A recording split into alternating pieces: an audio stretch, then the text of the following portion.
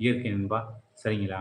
அத விட்டுட்டு வந்து பாதி கழுத்தும் இல்லாம, தலையும் தள்ளாம, அ சொன்னால் எழுதினால் எப்படி எனக்கு தெரியும்? சொல்லுங்க பார்க்கலாம்.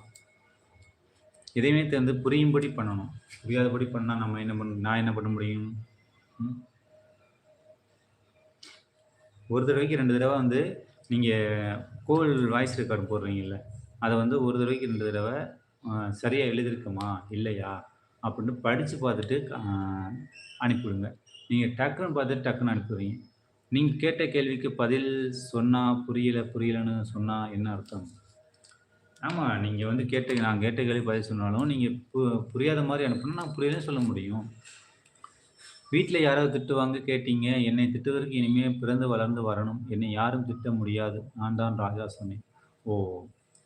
இந்த மாரி புரியும்படி சொன்னால் நன்றாக இருக்கும் இயற்கை நண்பா. நீங்க புரியாத மாரி